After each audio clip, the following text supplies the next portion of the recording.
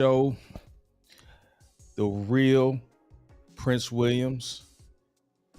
We have a special guest today. I know him as Coach James Jones, but he's much more than that. He is a coach, he is a friend, he's a father, he's an entrepreneur. He has his hands in so many different things. Uh, we've we piggyback off each other all the time. We talk about everything in life. What we're going to talk about today is all of those things that are related to just life and the struggle and pivoting and challenges and how you can grow through the pain of all of that and grow from and go from striving to thriving. So, no further ado, Coach James Jones. Thank you so much, Prince. I'm super duper excited to be on here with you tonight. Just longtime friend, longtime mentor, uh, long, just a lot of layers that go into our relationship. And excuse me, one of the things that I do is I appreciate uh, your amazing insight on many things. I always say that uh, the real Prince Williams has the agility and he's nimble enough to operate in any type of environment. So thanks for having me on. Of course, man. Hey, what we wanted to discuss today, we're going to keep this conversation moving along, like we always do. But a lot of the stuff that we talk about, the audience and the people need to kind of know how to pivot from circumstances, things that happen, things that come up, and a lot of times when those things come up, we don't know exactly how we're going to get through them or get past them, and we may not even have a plan. But what I've learned through the years is you do the best you can and you grow through it. You got to go through it to get through it. And so one of the best things that's ever happened to me is when I moved here to San Luis Obispo, didn't have a lot of friends, moved here for work. I ran into to James and we just hit it off instantly. And from there, from that standpoint, I knew him as a coach and come to, learn a little bit about him. So why don't you tell the audience where you're from, the things you've done, and how you've gotten here today? Great. Well, I started out, I'm a native of Cleveland, Ohio, um, specifically Shaker Heights, Ohio, which is a small suburb in Cleveland. Um, Through adversity, had an adverse situation coming out of high school. I was one of the top players in the city, um, fullback, linebacker, football player, and got injured my senior year. And that was my first taste of adversity. Being recruited by Big Ten schools and MAC schools, uh, I ended up with one of the greatest schools uh, in the country, I believe. Uh, End up going to Texas Southern University, playing on the defensive line with Mike Strahan and Kevin Johnson and a host of very talented NFL players uh, in the 90s. So going through that initially at 18 was a huge uh, room. That was a huge room for growth. Um, didn't know where my opportunity would come from. One Walter Highsmith um, gave me an opportunity to come down and showcase my talent and put me, him and CL Williamson, our defensive coordinator, put me in a position in order to be successful. So uh, thriving out of adversity has always been something that the the gift and the curse that I've had uh, to enter into. So um, doing going through that, um, going being a biology uh, major in college as a full-time football player, um, taking 18 hours. Once again, I jumped into another pool of adversity, being able to take those classes. So uh, this is something that uh, what I was able to do is I was able to kind of chase the adversity, stretch myself, put myself in a position where I was always uncomfortable, even as a young man.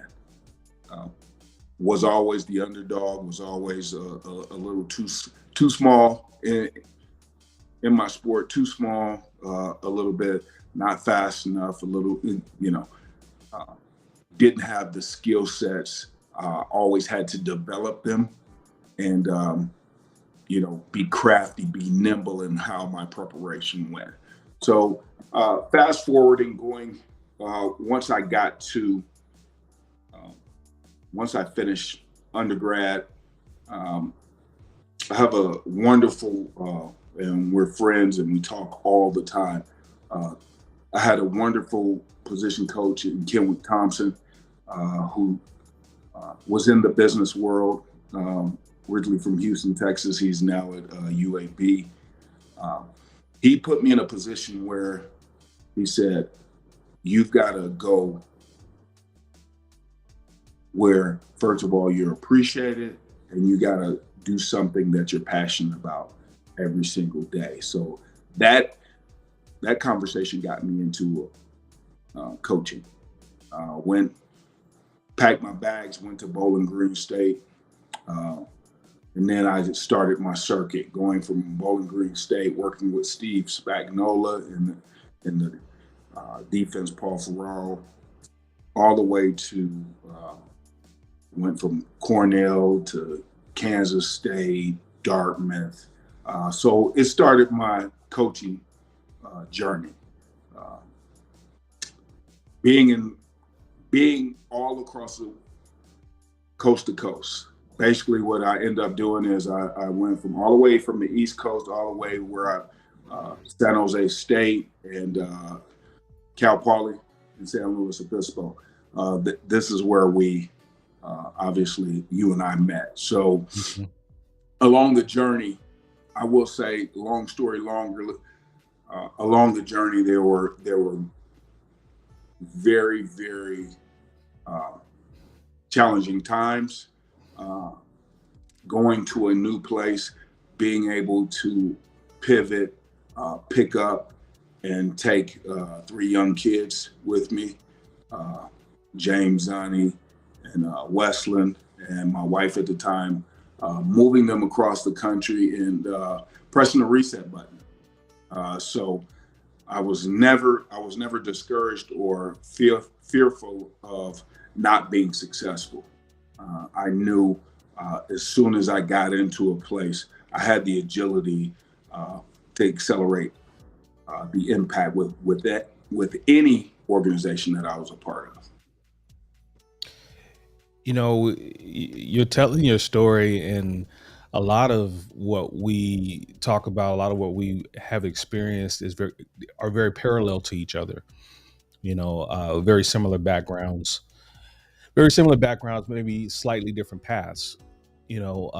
Myself being in undergrad playing football and having struggles, pivoting, working my way through that. Always a little bit undersized. A lot of people, when they look at me, they don't necessarily think undersized, but from in the football world, if you don't look the part, you don't have those metrics. You already you're already overlooked. Um, and I wound up playing at a lower level eventually. Just my clock ran out and having to go NAIA, and but it wound up being one of the best things for me. And some of the things that you keyed in on is there's struggles and adversity within those everyday battles.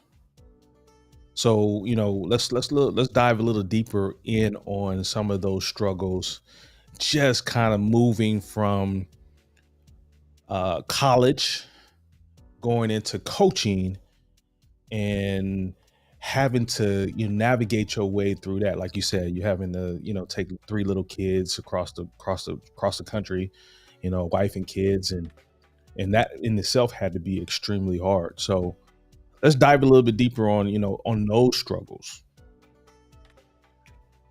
Well, I think that one of the things that I see, there's an enormous amount, and we don't talk about this enough. There's an enormous amount of pressure on men of all cultures, ethnicities today. The the inflations, the uh, having to pivot at the drop of a hat, being able to comfort a family, being able to assure your kids in an unsure situation, and just you make everybody else's life calm, soothe everybody else, and you're in a place which is unknown. And this is the thing that I think that over the last couple of years, people have been doing a much better job of uh, identifying mental health and mental health issues with men. Because if you don't have someone that you can talk with, if you don't have somebody that you can bounce some of those things internally that you're dealing with off of you, we have seen, as you know, being a science guy, this can directly affect your health, uh, your physical health. This can directly affect your mental capacity in order to be creative, in order to be um, uh, agile, and in order to follow through on a lot of uh, the dreams, uh, the things that you have actually put in place, goals, things of that nature. So the adversity, once I got out of undergrad, uh, had a tremendous culture shock with, obviously, we know Texas Southern, one of the prestigious HBCUs in the country. And going into a PWI situation where people move a little bit differently. Uh, Mm. I believe that people are people, but I also know that the procedure and the protocol can be a little bit different at a PWI. And I did it back in the day when there were no uh, HBCU coaches uh, going directly and getting hired by PWIs at the time. One of the, I felt like in the early 90s, uh, a lot of my mentor, Kenwick Thompson, and there's a whole bunch, uh, these gentlemen were able to pivot from HBCU football to PWIs. And let me tell you that the talent level was not very different. And of course, in some areas, uh, it was it was a little different, but all in all, we had very talented players. We had talent players that went to the NFL. We had mastermind uh, college coaches. Um, I can go, Archie Cooley, Eddie Robinson.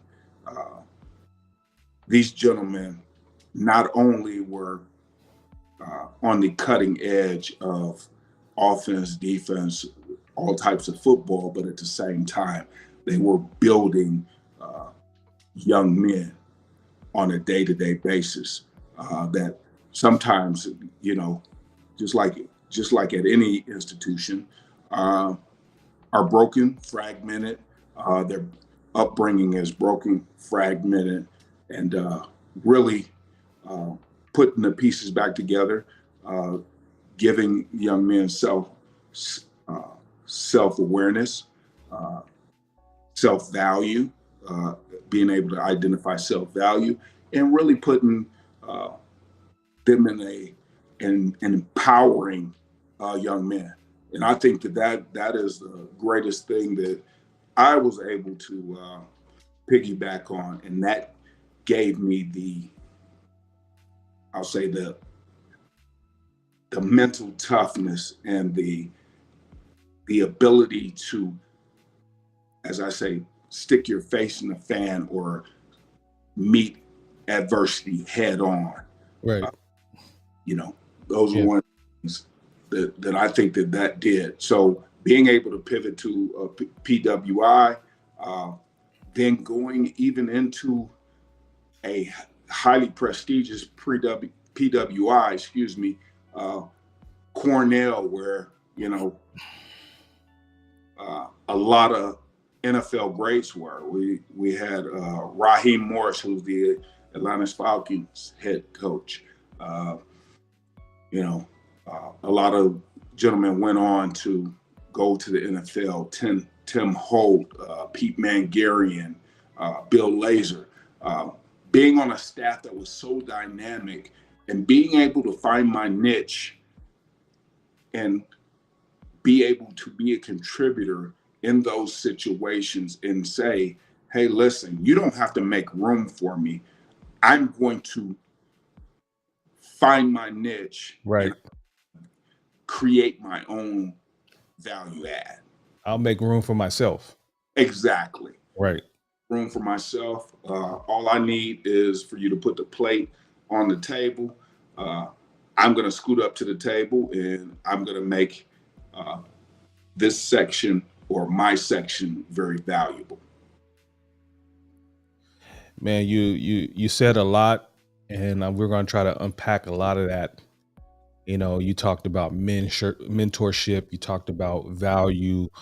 We you also spoke about mental health, and in our communities, a lot of times their mental health is rampant, and a lot of our young men don't even know that they have a level of PTSD just by living in the communities that we live in. How can you not be broken and have PTSD? And one of the things that you kind of spoke about in what you were, all of that you were saying is men, especially, is expected of us, and just men in general, but black men especially are expected to fall in line, to do what you're told. Don't cause no ruckus, uh, Mm-hmm. and also don't create any waves where there don't need to be any waves. Correct. And that's a stifling. And so what happens is in our communities, our young men, the ones that rebel, tend to do the things that are harmful, and the ones that are really trying to do the right thing wind up leaning into this codependency type of behavior where we're trying to please and satisfy everybody around us. Mm-hmm. And a lot of times we're in so deep that we don't even know that we're in that deep. And then we get into these careers, we get into these situations where we're appeasing everybody else and we're not doing the things that we need to do for ourselves to make ourselves be fulfilled. And you look 10, 15 years down the road, and now you're struggling and there's no one there to help. Absolutely. Absolutely. And Uh, it's and what I really truly enjoyed about you when I first came here to Cal Poly is you were taking these young men and you were not only just being their coach, you were actually being their mentor. And you was guiding them, and you was talking to them like little young men, like, hey, you may not want to go about it that way. you right. might want to you might want to think twice. So yeah, man, those are the things that I value in you, and those are the things that I saw in you that really kind of drew me closer to you. Along with us having daughters, which that's a whole nother conversation. Oh yeah, that's a whole other podcast there, right? Right, right, right, right. But it starts with our young men, and it sounds like to me you had a lot of mentorship in that process. So while you're trying to figure it out, you had a lot of men that were able to mentor you throughout your journey. I'll tell you what, unbelievable. Now, it was an unbelievable experience. Uh, the do's and the don'ts, and the subtleness of being able to let me go through what I needed to go through in order to grow, but at the same time, being able to identify my blind spots. Uh, Everything from relationships, everything from financial advice, uh, things of that nature. Nothing was off limits, and that's what I love about my experience with my mentors. Uh, One of the things that you talk about things that drew us uh, close. One of the things that I think about a lot is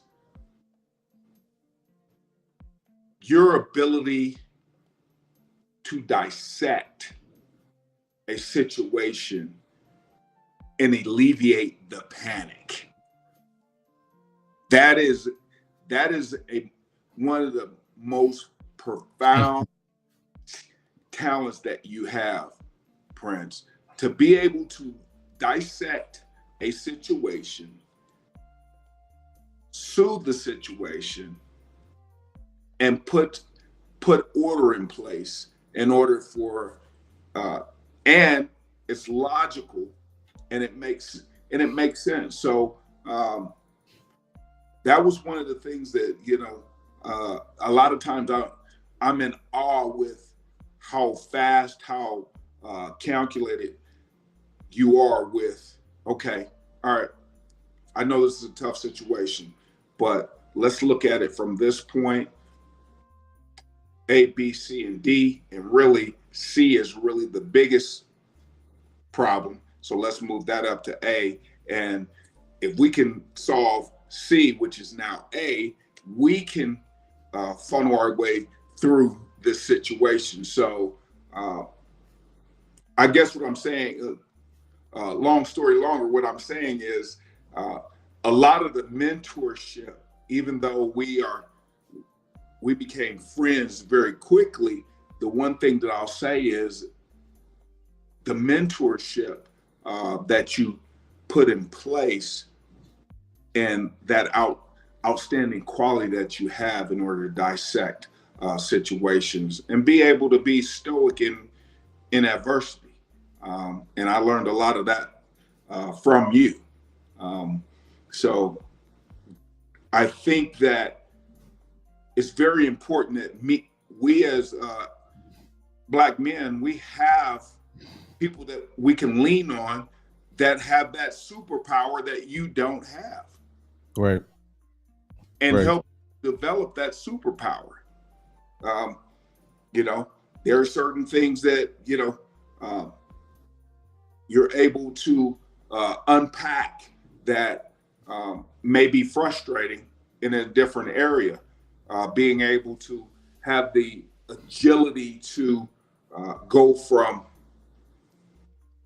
coaching, training uh, physically, to training mentally, to jumping into um, a whole nother realm of business and finance, um, and being able to feed off each other to become experts in certain areas in finance. So Yeah, yeah, yeah. We during COVID, we were really on that grind. We were really there in them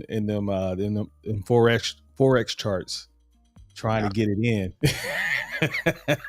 and through the process of that, speaking of stoicism, it's one of those things. The numbers don't lie.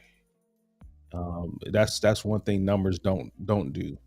And and you have to maintain a level of focus when you're dealing with that type of situation, and you have to be methodical, and you have to really break down things and really understand, like as you said, buyers and sellers. That's all that is panic, people panicking, Hmm. you know, and that's what moves the markets.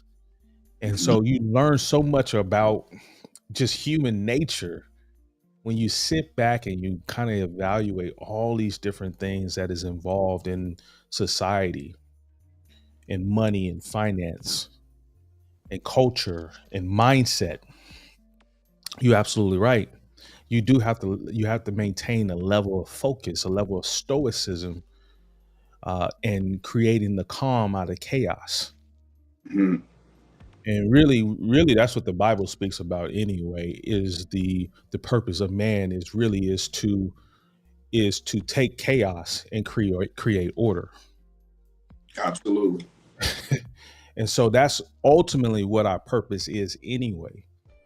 But what happens is, this is just kind of what I'm seeing, especially nowadays, is you have a lot of young men that are so emotional, and they because they're so emotional they can't think through a situation, and that's why you're getting a lot of this chaotic, sporadic behavior that Uh, isn't really in normal in their nature. You get what I'm saying? Absolutely. Absolutely. I heard one time that yelling or screaming is the enemy of instruction, Absolutely. because people can't hear the message or how it's delivered. And I think a lot of times uh, our gift and our curse, um, as Black men, is we're so resilient, and we're so, uh, how can I say it? We're so, we have this area of being rugged and Oh, Teflon yes. Hard and exterior. hard exterior. There we go, hard exterior.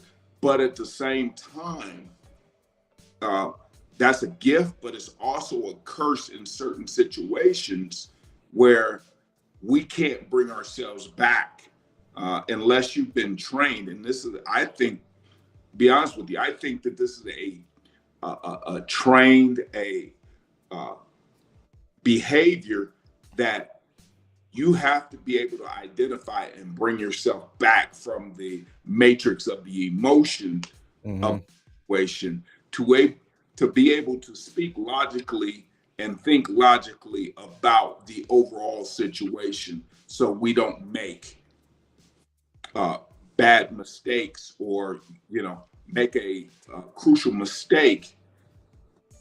I don't care if it may be in a boardroom, it may be in a setting where somebody's being combative, or they're testing you, or they're trying to see how you will react, and being able to draw back, be able to understand what's getting ready to happen, and being stoic, and being able to articulate logically, and kind of tell them to screw off without saying screw off. Yeah, Or, right.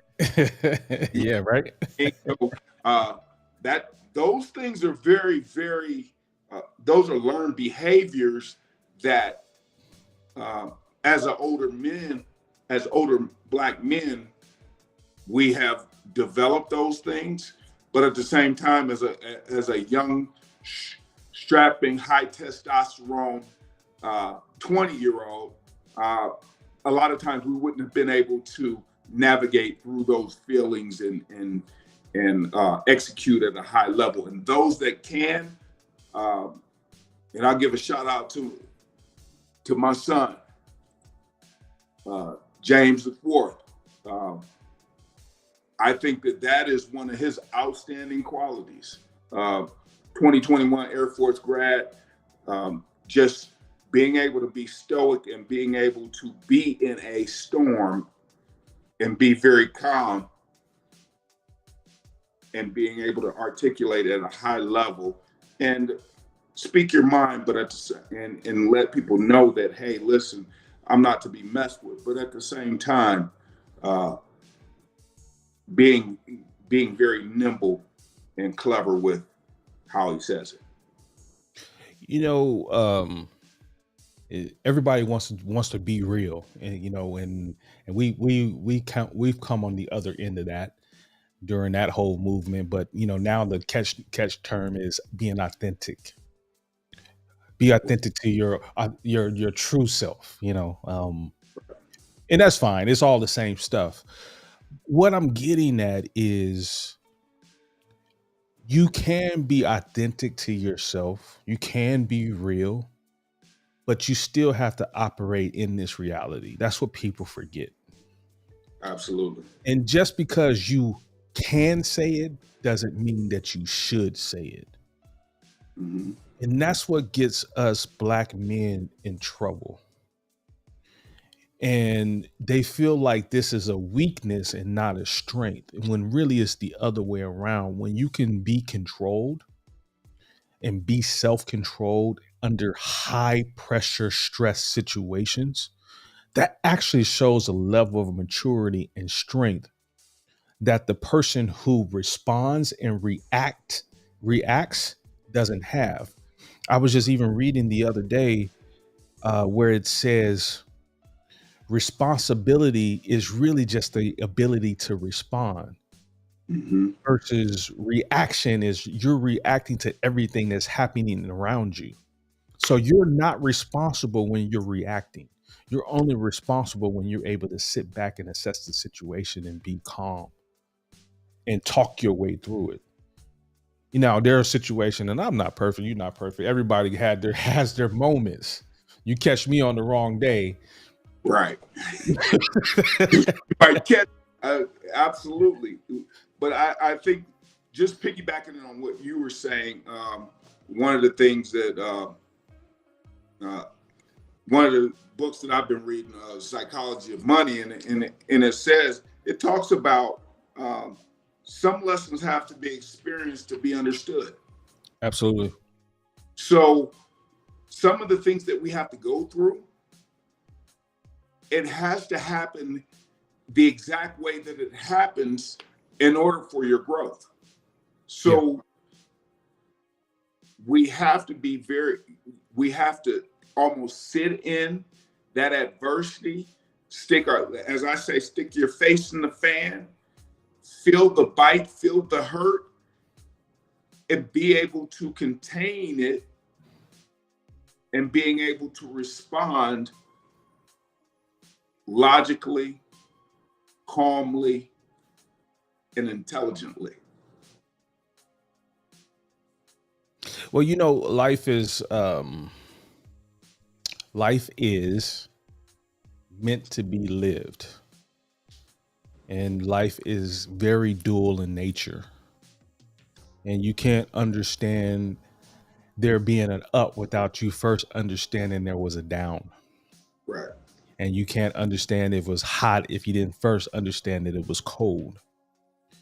And so what people want to happen is they want to experience all of what we label as good things, but they never want to go through what we label as those negative things. Mm-hmm.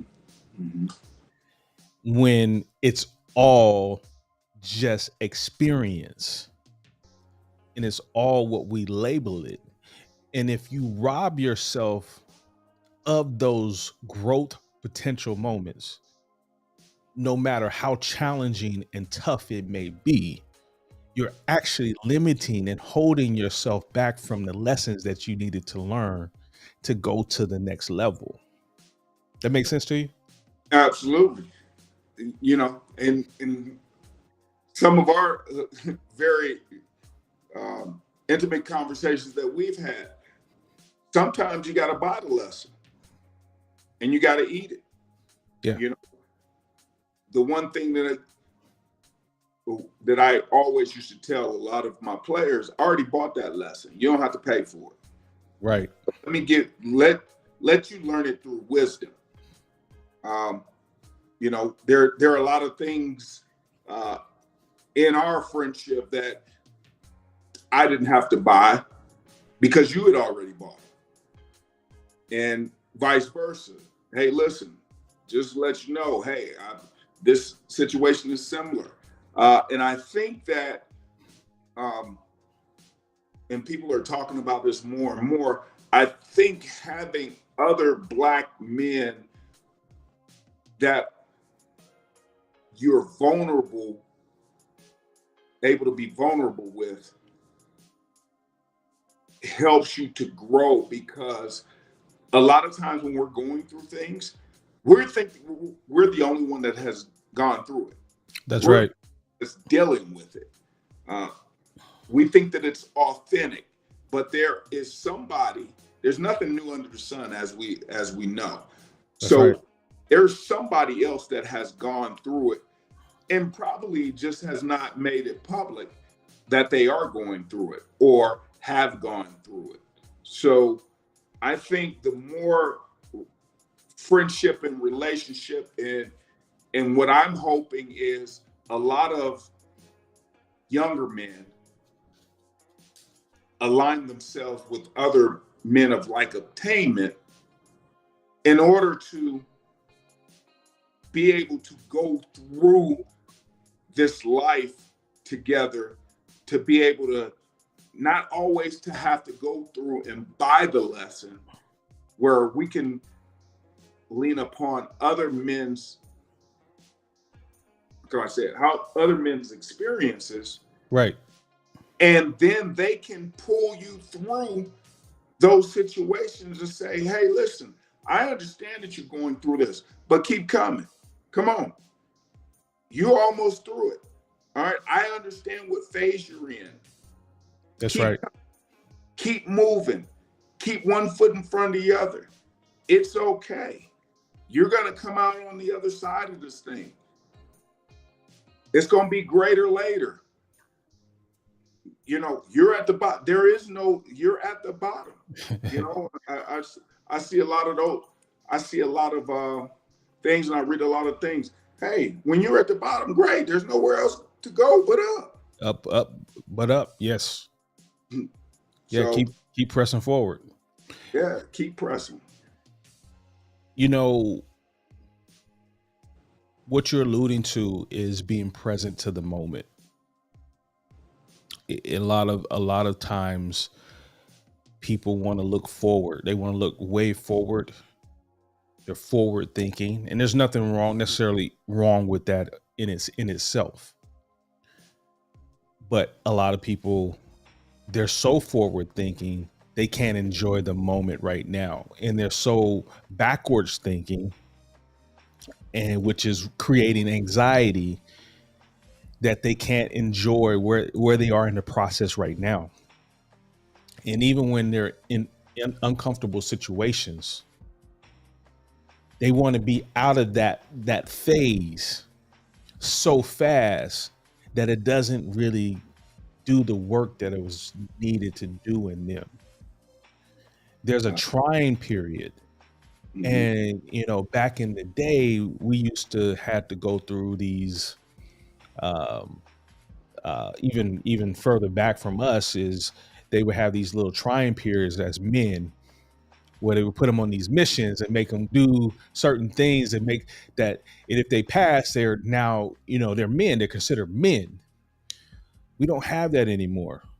We might have had a little bit of that growing up, where and even in football, there's a certain level of struggle that we had to go through to kind of prove that you're meant to be on the gridiron. Absolutely. Absolutely. And you had to be completely present in that moment. Yeah, And when you got to the other side of that, that's when you can kind of look back and see, oh, I see why this was all needed. when you're putting numbers on the board, or you're scoring, or you're making tackles, or whatever the accolades that you're looking for. Hmm. But had you not done the work, you wouldn't have been able to get the result. And that's what people are missing. They're Oh my! missing the work part of it. And I'll tell you what, Prince, you're tapping into something that uh, we don't we don't understand enough. We talk about let's go back to having to pivot, either being forced to pivot or being able to grow.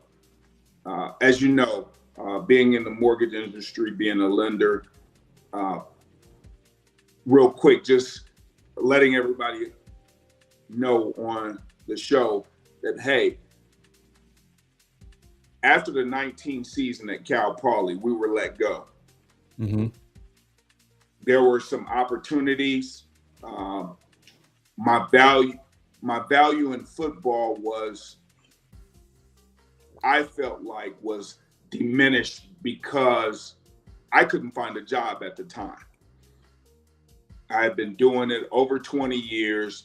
I had been at the highest level, the Power Five level. I had been at the all over the place. So, and had great pedigree, but at the same time, my I wasn't valued like I thought I should have been. So as I ended up pivoting, and we started to go into the finance realm. I started to see that there were transferable skills. All the things that we were Absolutely. doing with, whether it was recruiting, whether it was relationships, being able to communicate with people, being able to understand complex uh, plays and complex concepts, we were able to transcend into the financial world. And it was just a different playbook. And one of the things that we have to challenge our listeners on is, it's not hard, it's just new. These things that, and we all have transferable skills, we just have to tap into them. So as we fast forwarding, being able to go into the mortgage lending world, and along the way, being able to teach chemistry years later, I started to tap into those things, Right, like right. transferable skills, because I can understand complex concepts and be able to dissect them and make them simple. You know what you're talking about is everything's connected. You know, the funny thing is those skills, those skill sets, everything is interconnected, and we don't really get it until we see the bigger picture. Absolutely. And sometimes we get so locked into this extreme hyper focus that we forget there's other things that are meant to be experienced. And sometimes you don't even understand how they all fit, but they do all fit. Like you said, there's transferable skills. Like I was kind of been reading about, is reading is not the same as comprehension. Correct. Correct. And that's 1,000% the comprehension and the application. Yes, These are things that heighten your skills. But like we said, some lessons you can't learn until you experience them, until absolutely. you're under the pressure.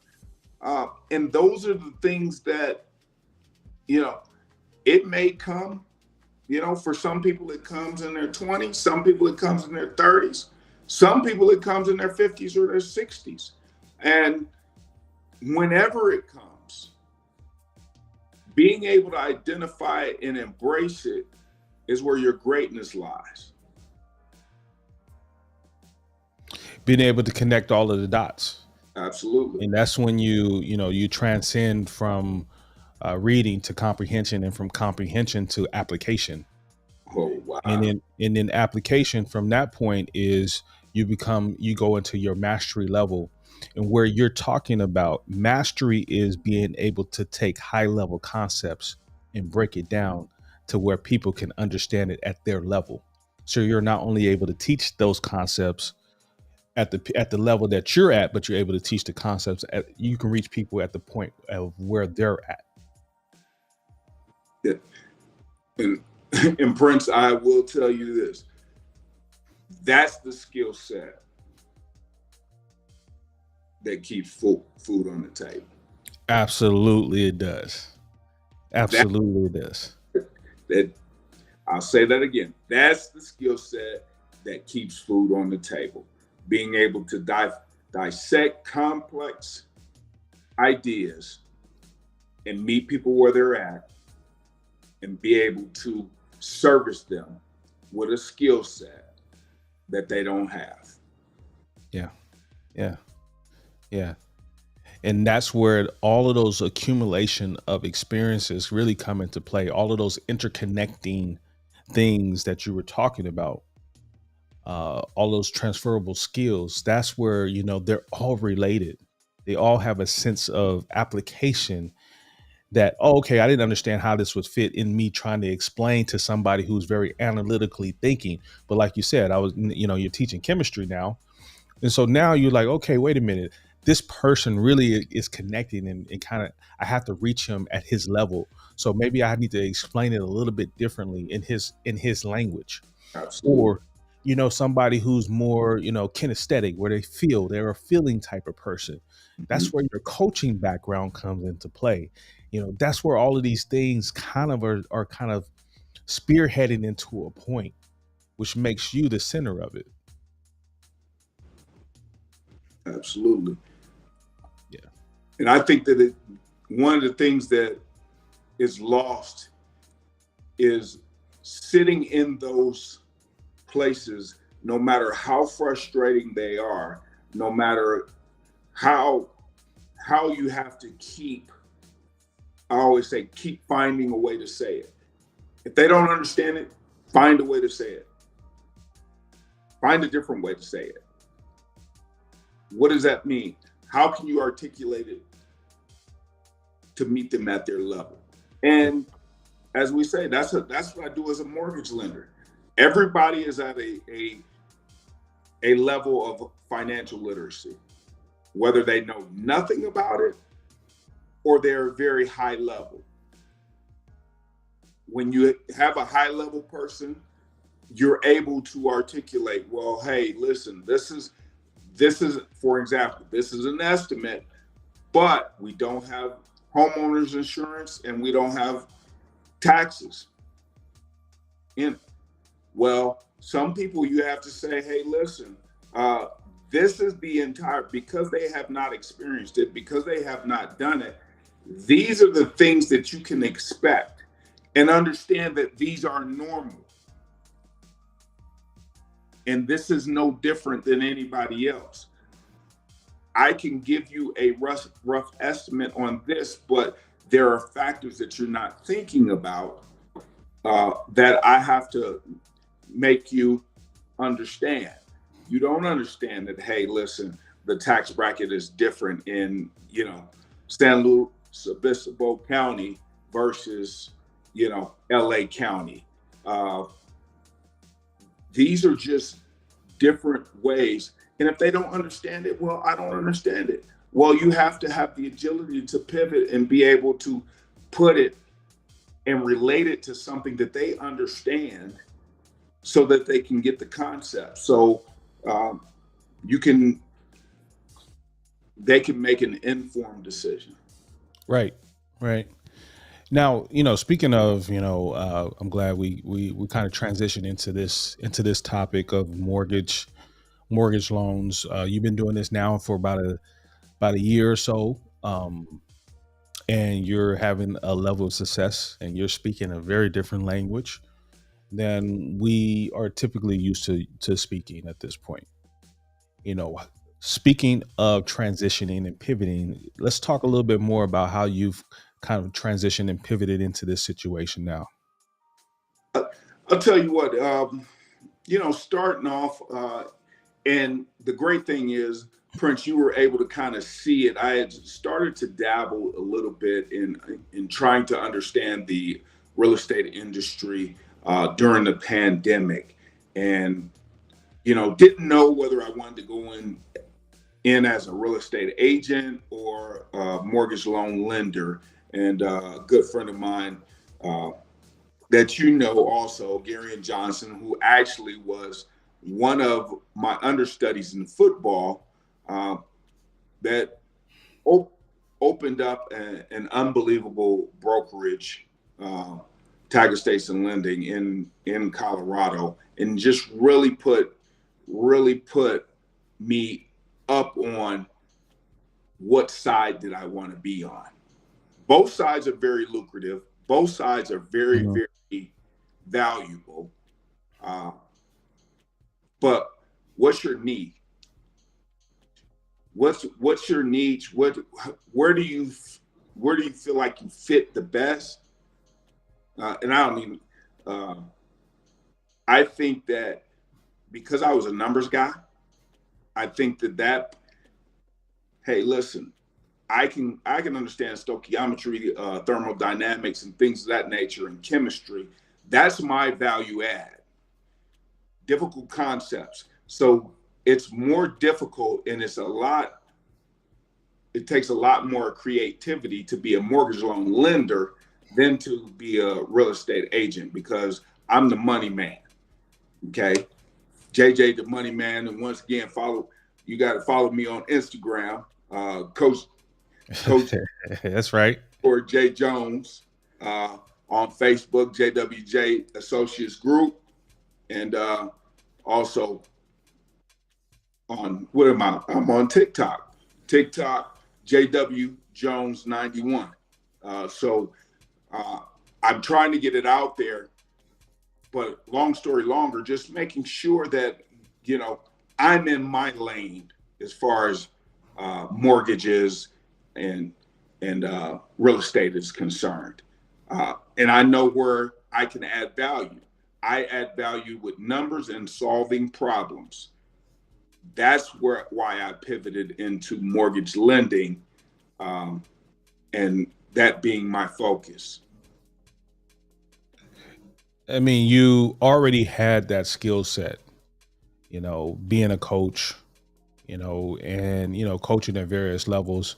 In some levels, as you know, uh, aren't as well endowed in funds and financing, and Absolutely, and so you have to get creative in how you're presenting the package.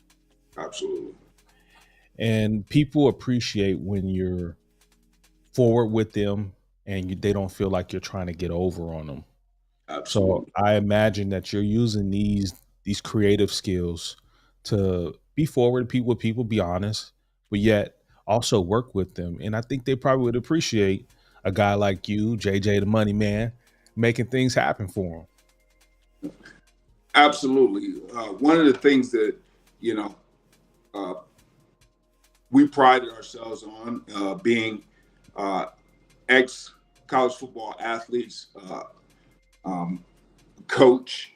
I I always look at myself as a coach, even though that I am not um, at some of the levels that I've been at before. I do coaching, but the coaching and the mentoring of finances and mortgages is no different. It takes a level of trust. It takes a level of empathy from me to be able to understand the situation, uh, understand people's uh, short term, medium range, long term goals in order to find the product that works for them.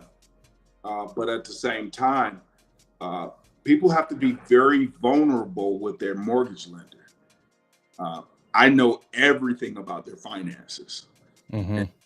there has to be a level of trust. There has to be a level of vulnerability For me to truly do my job to the best of my ability. Um, and I love that piece of it because I'm very, very empathetic with that. And I understand what they're laying on the line. And that's not normal for people to uh, open themselves up as like a book financially, so that um, you can help them and you can put them in a better position. You're speaking on the level of vulnerability. You and I both have been there, and the struggle is very real out here, and everybody is hurting. Everybody is trying to figure it out. Inflation is on the rise, and not to make that the focal point and make that an excuse, but that's just the reality that we're living in. So everybody is affected, and everybody is taking a hit, so to speak. So in a market like this, and having to be vulnerable, how are you going about helping the people that are following you through this situation in order to give them a better situation? Well, one thing for homeowners that I see right now that already own a home, already are in uh, their home, they're comfortable. What I do is an annual mortgage review. And what that does is basically I go in and I reassess their situation, look at their consumer debt, whether it's, hey, after they got their house, they got a new car, they've racked up some debt.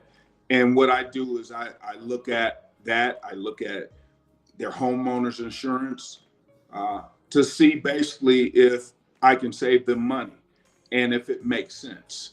Um, those annual reviews are free. All I need people to do is actually send me uh, their their mortgage statement and their homeowner's insurance. Let me know of any consumer debt, car notes, and things of that nature that they have. I look at once again, I'm a numbers guy. I look at the percentages, and then I will give an assessment of saying, hey, listen, it makes sense for you to do this at this time because the interest rate is going to save you this amount of money. So that's what I'm doing to any current clients or anybody that has a mortgage right now. Those that are thinking about buying, it's all about, all right, understanding where your finances are and where you are. Okay. And you can sharpen your sword. I don't worry about interest rates because interest rates are going to fluctuate. You can always refinance at a certain position. Uh, I'm looking for the deal. And if you look at the trends, the first quarter and the fourth quarter are really great times for you to try and buy because there are not many buyers out. Um, if you follow me on any of the social media platforms, I talk about that all the time. There are people that are distressed. There are people that have, whether they're military and they have to move because of their jobs. Uh, we're always looking for deals. Okay. And a deal does not mean that the interest rate has to be at an ideal place. Um, so when you do your search, you just have to be in play, as we call it, making sure that your credit is straight, make sure that you have very low consumer debt, making sure that um, lenders lenders, banks are going to be able to say, okay, we can lend this person a half a million, $1 million, and we feel good about them being able to pay this money back. Now, it's my job as the mortgage lender to find the best program for you. And we have all the programs. I've got down payment assistance, I've got VA loans, I've got conventional, and I have incentives with those, and also FHA. But I need to see the entire picture in order to put you in the right place.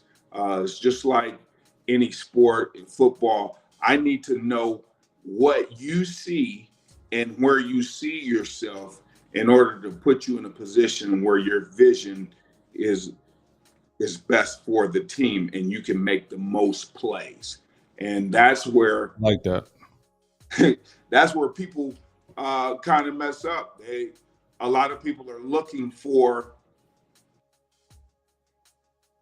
what's the interest rate? Well, the interest rate is this. If you have a deal and you have $100,000 in equity in the deal, who cares about the interest rate? Because the interest rate is going to fluctuate and it's going to change. And then you're going to have an opportunity to refinance, cash out refinance, be able to tap into your equity or whatever your long-term, medium range, or short-term goal is at the time. So this time right now, if you're ready, it's one of the greatest investments that I've ever seen. Okay. So Prince, I'll tell you real quick. I'm going to tell a little bit about my Oh, absolutely. Go for it, man. Florida. So when I got back to Colorado, I didn't. This was 2016. Just coming from San Jose State, made a ton of money at the time. Didn't have a house at the time. I'd already sold my other house, and I was like, well, listen. Told my wife at the time and my kids, listen, we're gonna buy something in Florida. We like vacationing there. That's a place that I eventually would possibly look at retiring at, and bought a place and said, hey, listen, every opportunity we're gonna go to Florida in order to vacation. Fast forwarding 7 years later, okay, yes, we did have a pandemic and everybody's equity really shot up, but having, and this is a very minor adjustment in equity compared to some of the people that I know in the Denver area, in the counties in California. I had over 150 in 5 years, $150,000. Now you tell me in equity increase. Now tell me, is there any 401k that you can do for 5 years, any retirement plan for 5 years where you can 10x it by at 150,000? I don't know, not one 401k. So the vehicle of buying property, but I overemphasize being in the right position, being in play, having very low cost on everything else. It's a great vehicle.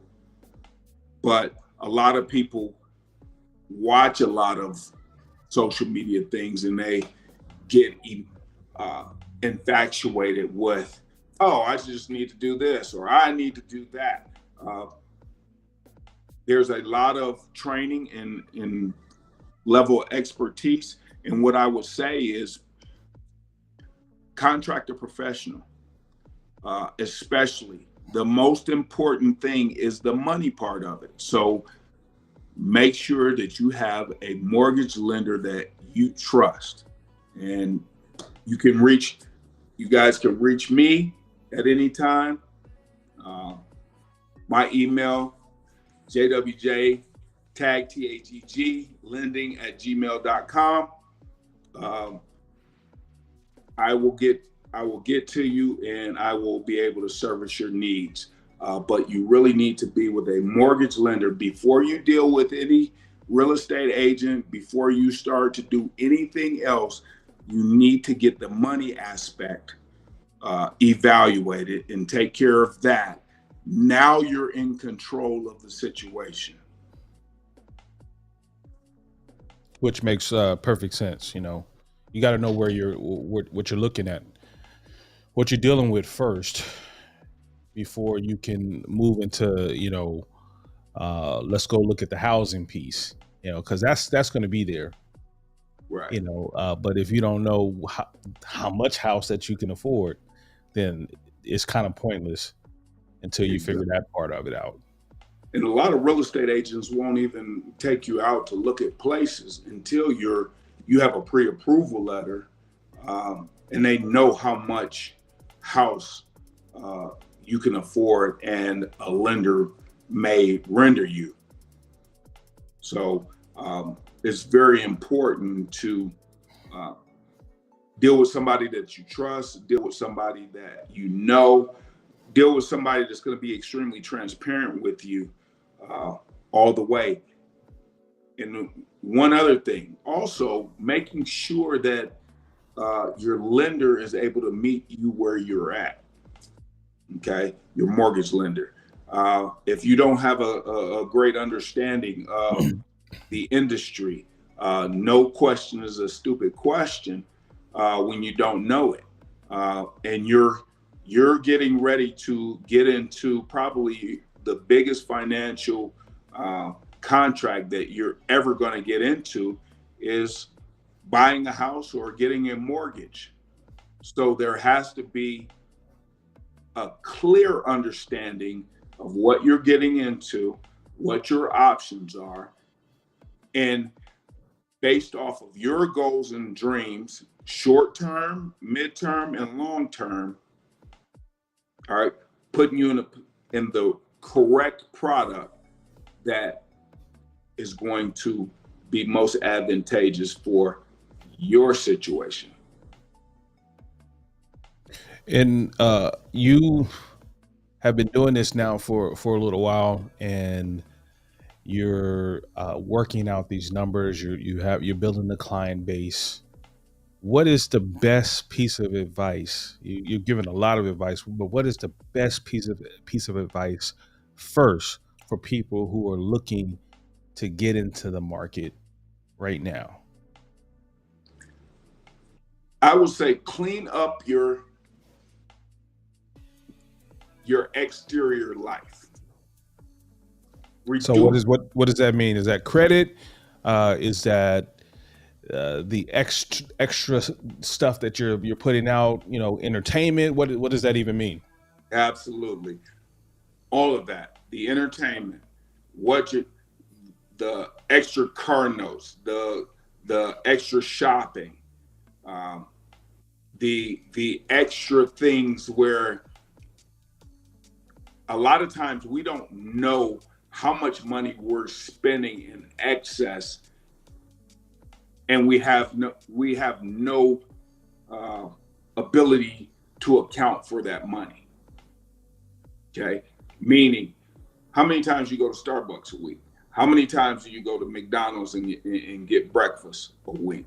Uh, how many times do you go to Panera and buy a meal when you have food in the house? Uh, well, there's a lot of things that you know, and you have to say, hey, listen, there are things that I need. All right, there are things that I want, and then there are things that I'm going to get anyway. So being able to balance that first, because as we understand the economy, they are they are pricing a lot of people out, especially in states like California, Colorado, uh, where it's a half a million or over a half $1 million uh, for the average home Yeah. for a family. Well, if you're going to put you have certain guidelines with every type of loan. where you have to come up front. You have to have skin in the game. They want you to put down 3.5% on FHA. You can put down 5% on a conventional. Uh, and what people don't understand is a lot of times, whatever your down payment is, that's going to help and that's going to dictate what your monthly payment is. So people are like, I don't want to put no money down and I want my payment to be here. Well, a lender, a bank is not going to give you that money and make your payment that way, even if you have great credit, because you haven't put any skin in the game. And if you walk away from the home, They're how on the they're on the hook still. Yeah. gave you. So I think that meeting people on their level is so important, and getting them to understand that, like, hey, you're gonna have to put money down. Some of the down payment assistance programs put a second lien on your house. And if there are any people here that are on the live that want to DM me and find out what that means. Some people don't even know what a second mortgage is. They don't know how that affects their equity and things of that nature.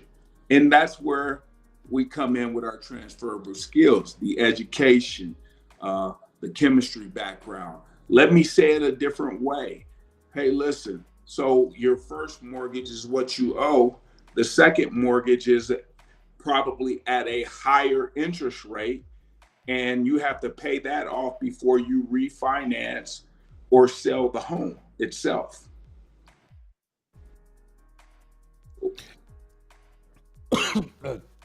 Man, that's educational even for myself. So sometimes, they tell you to go get assistance, but and to help, buy these houses, but you're not even knowing what you're getting yourself into.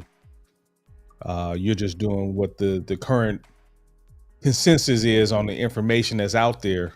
So you really need to get with the right people to make sure that you're well informed on making decisions before you get into such a big significant portion of your life that's going to affect every aspect of your life. Absolutely. And that's where I think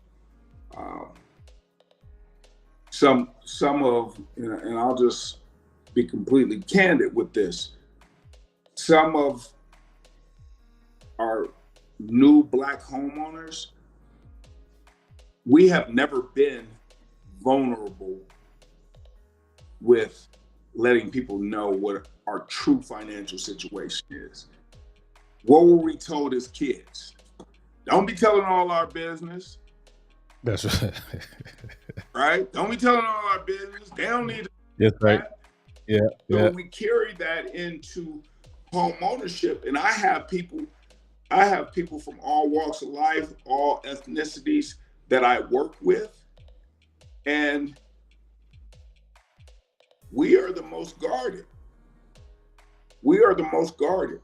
And it's like, hey, I want to help you, but you have to be able to disclose everything and not just paint a picture to make yourself look good. So when I run people's credit and it doesn't match up with what they're saying, conversations, that totally changes the game of the big picture of how I can help you. That may catapult you into a totally different product that may cost you a significantly different amount of money because of me being misled and not knowing. Now, it's okay if you didn't know. Things show up on credit reports all the time and people, oh, I didn't know that. But, when you got a car note, $1,000 car note, and we talk about debt to income ratio, and there's a certain amount that the bank or the lender wants to, hey, you have to, in order to qualify for certain programs, you have to have access to a certain percentage of your money every month. And if you tell me one thing and then it ends up being something else, that can make one product obsolete because you don't qualify for That's so crucial, and that's vital information. And I know it creates anxiety because it created a little bit of anxiety in me just even talking about it right now. Um, is that credit, man?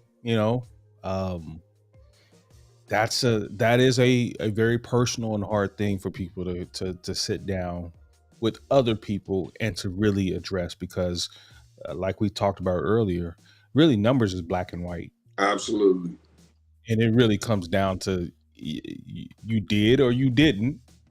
And if you didn't, that's okay. Be honest and say you didn't do that, so we can get to the point where we can be honest, put it on the table, and we can deal with it.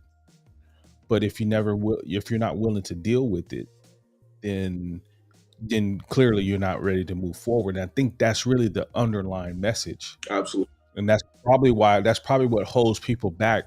Not necessarily the credit itself, but what would people think of me if they really knew that I really don't have my shit together the way that I'm saying that I have my shit together. Absolutely. You think about the age that we live in right now, the Facebook, the Instagram, the TikTok, and how good I'm doing and how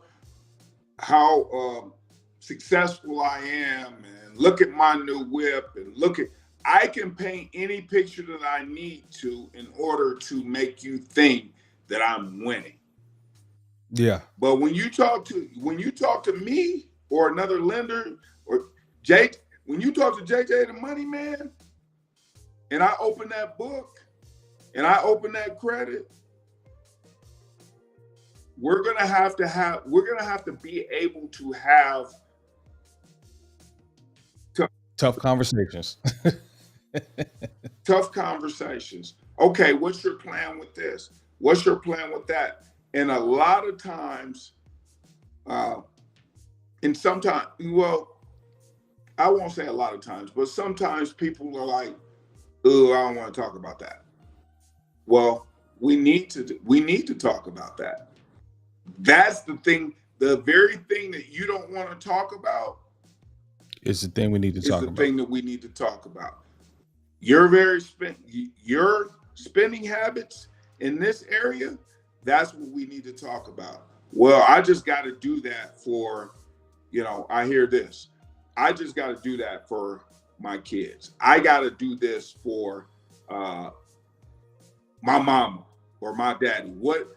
How? And this is sometimes culturally where we struggle. It was always, you better take care of your little sister. You better take care of your little brother. Culturally, you better make sure that they okay. Well, if you can't make sure that you're okay, Right. you can't help other people. If you can't That become a part. homeowner, how are your kids going to become a homeowner? That part. You know what I mean? Yeah. How are you going to how are you going to be able to finance your parents when they have to go to a nursing home and they have to liquidate all their assets, and then now you need an extra for the next 7 years, you need $70,000 liquid to take care of them. Well,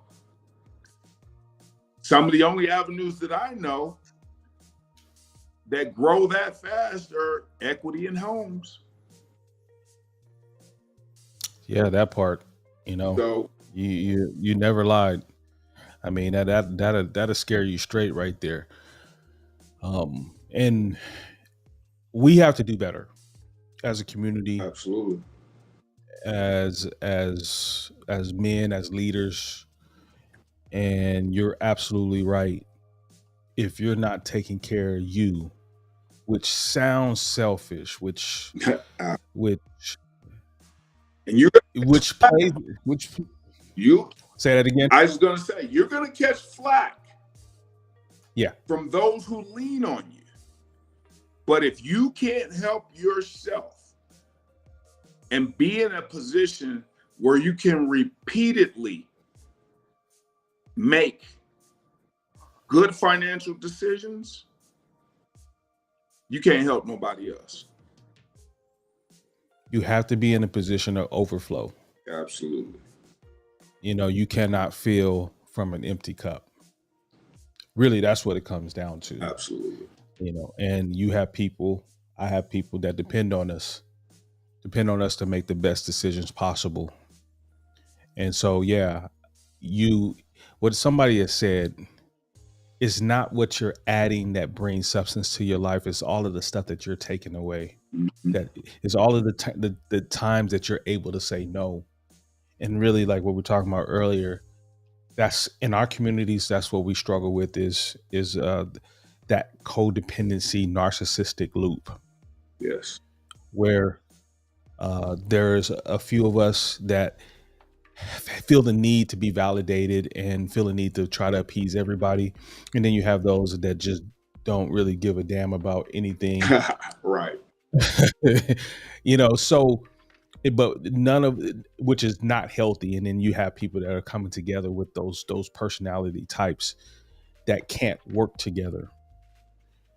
And so we need to, as a community, as leaders, really kind of start identifying these things, and that's exactly what you're talking about, is sit down and let's be honest, bring some awareness to the situation, because that's the only way that you're going to build yourself up so you can have overflow, so you can give to your kids or give to your parents. Those people, you know, our parents are getting older. A time is going to come, even if you know they're not in a nursing home for an extended period of time and they pass away. Do you have enough money to even come up with to put a funeral on? Absolutely. Absolutely. I mean, those things aren't cheap. That's the reality of life, right? Absolutely. And And now you're scrambling trying to figure it out, and that's irresponsible. yeah. And one of the things that I think that we, you know, we we have a crutch, and we try and lean on the crutch sometimes, whatever the crutch is. I didn't get it from my parents. I don't understand it. I don't. Uh, I haven't been in that situation. Just being able to identify and be aware of where you're lacking information. Uh, we live in a day and age where you can you anything that you want to know, you can get some type of substance on. Uh, Right. I definitely recommend you go with credible sources. Um, you know, you don't go to the grocery store to get hardware. Um, That's and one right. of the things that I'll say is, you know, uh, there has to be credible sources, and I have my own method of how I research things. I would like to, if somebody is a long time mortgage, been in the mortgage industry, or been in the financial industry, um, and is an accredited source, that's fine. Uh, you wouldn't go you wouldn't go and solicit uh, advice, medical advice from journalists. So we have to look in the right places with the World Wide Web, with all this social media. So yeah, DM me if you need to. If you don't understand what I'm talking about and you don't know how to find credible sources, these are some of the things the skills that I was able to acquire. I can tell you the procedure and protocol that I go through as far as finding credible sources for different types of information. Stay within the industry, research the author and things of that nature. But DM me for that also. But it's all about being able to share these information and the lessons that we've bought, uh, whether it's in the financial industry, whether it's in the lending industry that I've been in. Uh, so going back to it, and I know I went off on a tandem a little bit, but going back to how to prepare yourself for home ownership. Do your research. Research. Do your research. Understand the trends. Understand the long-term trends in the history. Okay. Everybody was saying, oh my God, it's 7%, it's 8%. Well, if you look back in the last 40 years, all right, there's been times. So then they throw out, well, hey, listen, the prices are a lot different at these interest rates. Yeah, I understand that, but uh, it's just like anything else. If you sacrifice and you put yourself in a position and you put yourself in play, you'll be able to be a homeowner. If you say that I need other things take priority over being a homeowner, then be okay with renting. And you know, as you said, Prince, numbers are black and white. That's right. So either you're going to do the things that are necessary and you're going to make the necessary sacrifices in order to be a homeowner, or you're not. And that's okay. And you just be okay. Just be Yeah, okay with whatever decision that you make. exactly. Just be okay with it. And it sounds, oh, that's harsh, that's tough. That's the reality of the situation. Because if most people look into their finances and look at how many things they do that they like, man, I didn't know that I do that on a consistent basis. Mm-hmm. I didn't know that I was spending that on that. I remember being fresh out of when I first got married. Um, the one thing that I stopped doing is I stopped eating out. I was spending, and this was back in the early 2000s. I was spending almost $500 a month eating out. $500 a month eating out. So if I'm not willing to sacrifice eating out on a day-to-day basis or cutting back and being able to put that away for a house, be okay with rent and just be good with it. So I think that there's some harsh conversations because money and numbers are a matter of fact. They don't care. They don't care about your situation. They don't care about, the trials and tribulations and the woes and the emergencies that you have. Money doesn't. Money doesn't care. Money passes from hand to hand. It's currency. It flows. And it don't care if you it don't care if you fat, if you skinny, That's right. if you ugly, if you pretty. It's gonna go to the next person anyway. Anyway, it's gonna keep it moving. Yeah. So, on that, we've been going about an hour and a half, man. Why don't we take the next couple minutes and you remind the audience how to get a hold of you, your social media, your email, your phone number, whatever you want to give out. This is live; it'll be recorded. People can go back and they can search for that if they want to seek out you for further information. Absolutely. Reaching out to me is JWJ Associates. Instagram is Coach underscore J Jones. Facebook, I have business Facebook, JWJ Associates Group, or JJ Jones on Facebook. That's my personal. You can DM me on either of those. And I'm on TikTok at JW Jones, Jones 91. Uh, you can reach me also on my cell phone, 603-359-4209. I'll say that again, 603-359-4209. And my email address is jwj tag TAGG lending at gmail.com.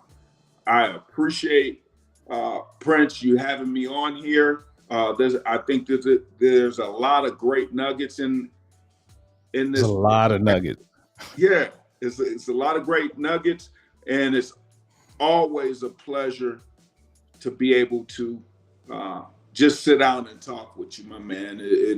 It brightens my day all the time. So And same, I same. appreciate it. Absolutely, man. Well, hey, you guys know where to reach him. Hey, definitely. For those that haven't tapped in, make sure that you guys listen to this all the way through. Like he said, there's a lot of nuggets, a lot of things that we talked about. And what I need you to do also, remember to like and subscribe. That's how I get the support and the love of you guys that are showing that I'm putting out valuable content. And on that, welcome for stopping by with the real Prince Williams. Real talk with the real Prince Williams. And on that, have a good night.